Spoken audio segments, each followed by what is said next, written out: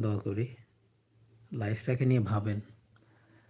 কারণ ছোট্ট জীবনটায় অনেক কিছু অপূর্ণতার ভিতরেও কিছু পূর্ণতা নিয়ে আসলে জীবনের সমাপ্তি টানা উচিত। জীবন সমাপ্তি হবে সবারই কোনো না কোনো সময়। আজ বাদে কাল সবারই চলে যেতে হবে। কিন্তু লাইফের কিছু হাজার অপূর্ণতার ভিতরে হাজারটা স্বপ্ন পূর্ণ না হওয়ার পরেও কিছু স্বপ্ন নিয়ে মানুষ বাঁচে। সেই স্বপ্নটাকে আকাঙ্ক্ষা হিসেবে নিয়ে যদি আল্লাহ ভাগ্যে রাখে কিছু স্বপ্ন হয়তোবা ধরা দিতে পারে। সেই স্বপ্নেরই সারথি হয়ে আগানো উচিত।